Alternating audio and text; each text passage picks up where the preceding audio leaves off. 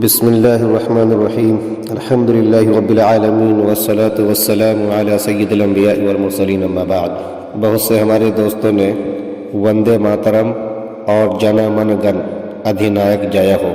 جیسی گیتوں کے متعلق پوچھا ہے۔ آج ہم ان گیتوں کی کیا حقیقت ہے اس کا ایک جائزہ لیں گے، تاریخی جائزہ بھی پیش کرنے کی ہم کوشش کریں گے، اور شرعی طور پہ اس کی کیا حقیقت سامنے میں آتی ہے اسے بھی دیکھیں گے۔ سب سے پہلے تو ہم یہ وندے ماترم کے متعلق اس کے لکھاری کون تھے ان کو جان لیں، ان کے ہم عصر جو لوگ تھے ان کا کیا اس کے سلسلے میں رویہ تھا، کیا ان کا نظریہ تھا، اس نظریہ کو پہچان لیں، اور پھر آگے چل کر کے بعض لوگوں نے سپریم کورٹ کے اندر جا کر اس کو کیا کچھ بنانا چاہا، اور پھر اس سلسلے میں جو ججوں کی بینچیں تھیں اور ان کے جو سربراہ تھے انہوں نے اپنا کیا تبصرہ اس پہ دیا، وہ بھی ہم جاننے کی کوشش کریں گے، اور پھر شرعی طور پہ اس کا کیا نتیجہ نکلتا ہے اسے بھی سمجھیں گے۔ پھر اس کے بعد ہم جو جن گن من ادھینائک جایا کے حوالے سے ہے اس کو دیکھنے کی کوشش کریں گے۔ تو آئیے سب سے پہلے یہ جان لیتے ہیں کہ وندے ماترم جیسی گیت کو لکھا کنہوں نے ہے۔ ہم سب جانتے ہیں کہ آزادی سے قبل ہندوستان کے اندر ہر طرح کی جو تحریکیں چل رہی تھی ان تحریکوں میں لکھاریوں کا بڑا حصہ رہا کرتا تھا۔ چنانچہ بنگال کے اندر ایک رائٹر گزرے ہیں بینکم چٹرجی، یہ بحیثیت شاعر اور بحیثیت ناول نگار کافی مشہور رہے ہیں۔ تو بحیثیت شاعر 1875 میں یعنی 1875 کے اندر انہوں نے یہ گیت لکھی تھی، اور جب 1882 کے اندر ان کا جب ناول آیا آنند مٹھ نامی، تو اس ناول کے اندر بھی انہوں نے اس گیت کو یعنی وندے ماترم کو اس کا حصہ بنایا۔ اس گیت میں انہوں نے کیا یہ ہے کہ بنگال کو ایک متحدہ شکل میں دکھانے کی کوشش کی ہے، اور اس کی علامت انہوں نے بطور درگا جو ان کی یہاں پہ ایک مشہور دیوی ہیں ان کو پیش کیا ہے۔ بہرحال اس گیت کو شہرت اس وقت میں ملی جب مشہور ناول انعام یافتہ ٹیگور جی نے اس کو گایا۔ اس کے بعد پھر ایک وقت ایسا بھی آیا کہ کچھ لوگ اس کو ایک حب الوطنی کا معیار قرار دینے لگے، اور کہنے یہ لگے کہ جنہیں بھی وطن سے محبت ہوگی وہ اس گیت کو ضرور گائیں گے، اور یوں سراپا قومیت کی علامت بنا کر اسے پیش کیا جانے لگا۔ اس وقت میں سب سے پہلے جو بطور مخالف اس کے سامنے میں آئے وہ خود ٹیگور تھے۔ چنانچہ انہوں نے ایک عجیب بات ہے، کہہ لیجئے اوپر والے نے اس کا ایک عجیب نظم کروایا کہ ایسا نہیں کہ اس وقت انہوں نے وہ باتیں کہیں یا ختم ہو گئی، بلکہ تاریخ میں یہ بات درج ہو گئی۔ وہ اس طریقے سے کہ سبھاش چندر بوس کو انہوں نے خط لکھا، اور اس خط میں باضابطہ اس بات کی انہوں نے وضاحت کی کہ یاد رہے یہ وندے ماترم کا جو عقیدہ ہے یہ سراسر دیوی درگا کی پرستش سے مستعار ہے، لہٰذا آپ کو یہ بات اچھی طریقے سے سمجھ لینی چاہیے کہ اس پر کسی قسم کی بحث کی کوئی گنجائش ہی نہیں ہے، کیونکہ بینکم نے درگا کو متحدہ بنگال کی ایک علامت کے طور پہ پیش کیا ہے، لہٰذا کسی مسلمان سے اس بات کی توقع نہیں کی جانی چاہیے کہ وہ حب الوطنی کے نام پر 10 ہاتھوں والی درگا کی عبادت کرنے لگے گا۔ باضابطہ آج جو کیمبرج یونیورسٹی نے ان کی خطوط کو شائع کیا ہے، ان کی جو سلیکٹیو ڈیٹرز ہیں مجموعہ خطوط، اس میں جا کر کے آپ دیکھ سکتے ہیں، اس مجموعے کے اندر یہ خط آپ کو مل جائے گا۔ تو جنہوں نے لکھا ان کے ہم وطن بھی ہیں، ان کے ہم زمان بھی ہے یہ ٹیگور، اور ان کی نفسیات سے اچھی طریقے سے واقف بھی ہے، اور اس گیت کا کیا بول ہے، اس کے کیا مقصد تھے اس سے بھی اچھی طریقے سے واقف تھے۔ چنانچہ انہوں نے اپنے وقت میں ان کو خط لکھا، اور وہ خط جا کر کے تاریخ میں محفوظ ہوگی۔ خط کے ذریعے سے ہم اچھی طریقے سے اس بات کو سمجھ سکتے ہیں کہ اس بول کے مقاصد کیا تھے، ان کے الفاظ بہرحال کیا ہے۔ اس کے ترجمہ آج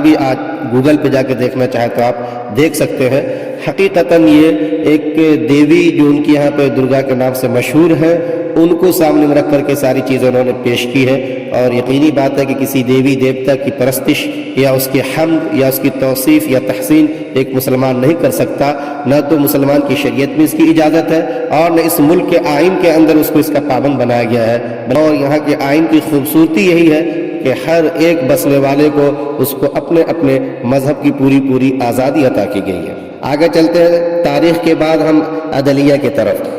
آپ UNI کے حوالے سے ایک رپورٹ ہے جن کو طارق حسن صاحب نے پیش کیا تھا 2017 17 فروری کی رپورٹ میرے سامنے میں ہے۔ اس رپورٹ کو جب دیکھیں گے تو محسوس یہ ہوگا کہ ایک وقت میں بی جے پی کے رہنما اور سینئر وکیل اشونی اپادھیائے تھے، انہوں نے اسی کو وندے ماترم کو قومی گیت کے طور پر یہ کہا تھا کہ اسے قومی گیت کے نام سے باضابطہ متعارف کرایا جائے اور آئین کا جو دفعہ ہے 51A اس کے تحت میں یہ پالیسی اپنائی جائے۔ بہرحال اس کی انہوں نے اپیل کی، یہ اپیل جو گئی جسٹس اس وقت میں دیپک مشرا تھے، جسٹس ایم ملک تھے اور جسٹس ارجن گوڑا، ان کی بینچ تھی۔ ان کی بینچ نے اس اپیل کو دیکھا، سنا اور اس کے بعد پھر جا کر کے اس بینچ کے جو سربراہ تھے دیپک جسٹس مشرا، انہوں نے باضابطہ اپنی مختصر سی تحریر فیصلے کے اندر یہ بات کہی کہ ہم دفعہ 51A کے تحت صرف اور صرف قومی پرچے اور قومی ترانہ جو جن گن من ہے اس کا تذکرہ پاتے ہیں، لہٰذا یہ وہیں تک رہنے دیا جائے، آگے ہم اس پر کوئی بحث نہیں کرنا چاہتے اور نہ ہی اس پہ چرچا کر کے کسی بحث کو چھیڑنا چاہتے ہیں۔ اور اس طریقے سے انہوں نے باضابطہ اس اپیل کو خارج کر دی، مسترد کر دیا۔ تو عدلیہ کا نظام دیکھ لیں آپ، یا اسی طریقے سے جو ٹیگور نے سبھاش چندر جی کو خط لکھا تھا اس کو دیکھ لیں آپ، یا پھر وندے ماترم کہ ماں ہم تیری عبادی وندنا کرتے ہیں، ہر ماں سے مراد ماتا دیوی درگا جو ہے ان کے یہاں،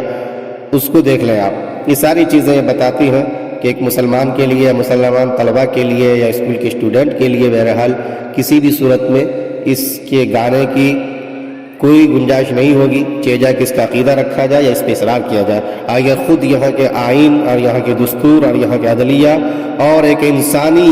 یہ کہ جو ضمیر کی آزادی ہے، مذہب کی آزادی ہے، ایک بین الاقوامی طور پر اس بات کو تسلیم کی گئی ہے، انٹرنیشنل لا بھی باضابطہ اسے پروموٹ کرتا ہے، ان سب کے خلاف ہے۔ تو یہ چیز اچھی طریقے سے بٹھا لیں کہ کہیں سے کسی بھی طریقے کی اس کی گنجائش نہیں نکلتی کہ اس کو گایا جائے یا اسے اپنے کسی عقیدے کا حصہ سمجھا جائے۔ پہلے حصے کے بعد اب آتے ہیں دوسرے حصے کی طرف، وہ ہے جن گن من کے حوالے سے۔ یاد رہے جن گن من کو باضابطہ قومی ترانے کے قبول کیا گیا ہے، اسے تسلیم کیا گیا ہے، اور اس گیت کے جو لکھنے والے ہیں نوبل انعام یافتہ وہ رابندر ناتھ ٹیگور جی ہیں۔ انہوں نے اس گیت کو لکھا، اور اس گیت کے حوالے سے جب ہم اس کی تاریخی حقیقت جاننے کی کوشش کرتے ہیں ویکیپیڈیا وغیرہ میں جا کر کے، تو پتہ یہ چلتا ہے کہ جس وقت میں کنگ جارج پنجم کی تاج پوشی ہونے والی تھی، اس وقت میں انہوں نے بطور حکمراں انہیں ایک خراج عقیدت کے طور پہ جو پیش کیا تھا وہ اس نظم کی شکل میں جا کے انہوں نے انہیں پیش کیا تھا، اور اس وقت میں یہ نظم سامنے میں آئی۔ یہ اور بات ہے کہ 17-18 سال کے بعد جب کسی نے ان سے پوچھا کہ آپ نے اس گیت کو کس مقصد کے تحت لکھا ہے، تو انہوں نے کہا کہ ہم نے اس میں ایک پالنہار اور خدا جو ہے اس کی تعریف کی ہے، اس کی توصیف کی ہے۔ جبکہ ان کے الفاظ پہ جا کر کے تحقیق کرنے والے یہ کہتے ہیں، اور اس وقت کو دیکھ کر کے جس وقت میں انہوں نے جارج پنجم کی تاج پوشی کو سامنے میں رکھ کر کے پیش کیا تھا، تو اسی نتیجے پہ پہنچتے ہیں کہ نہیں، یہ ایک رولر جو تھے، جو حکمراں تھے، ان کی تعریف و توصیف کی گئی اور اس کے سامنے انہوں نے اس کو پیش کیا تھا۔ بہرحال لکھنے والے کہتے ہیں کہ میری نگاہ میں خدا کی تعریف و توصیف تھی، اور کہنے والے کہتے ہیں کہ وقت کو دیکھا جائے، اس کے الفاظ کو دیکھا جائے، جب تو آشش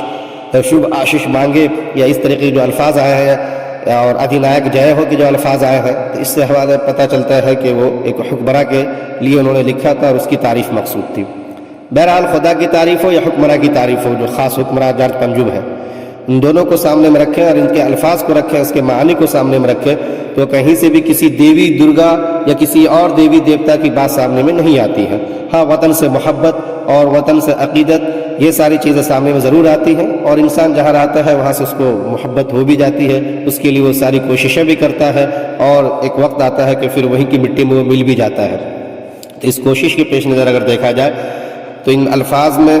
اور اس گیت کے جو مقاصد ہے اس میں کہیں سے کوئی ایسی باتیں نہیں مل رہی ہیں فی الحال کہ ہم یہ کہہ سکیں کوئی شرکیہ الفاظ پہ مبنی ہے یا اس کے مقصود ایسے ہیں، تو لہٰذا اس میں کوئی ایسی باتیں نہیں سامنے میں آتی ہیں۔ تو علماء کہتے ہیں کہ اس گیت کو ان کے الفاظ اور ان کے مقصود اور معنی کو دیکھتے ہوئے گانے کی گنجائش ہوگی۔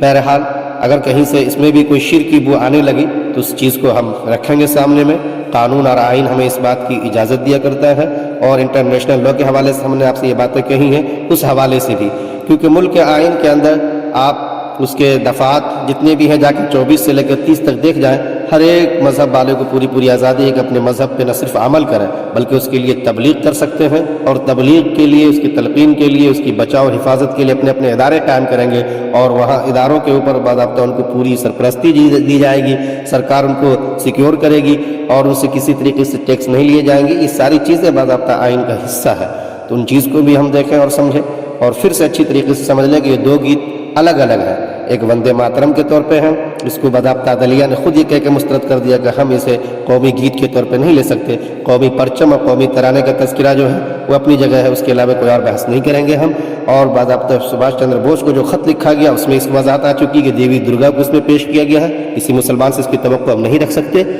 تو لہٰذا اس کی گنجائش نہیں ہوگی اور نہ کسی طریقے سے اس کا کوئی تذکرہ ملتا ہے۔ ہاں، جن گن من کو قومی ترانے کے طور پہ قبول کیا گیا ہے، ایکسیپٹ کیا گیا ہے، تو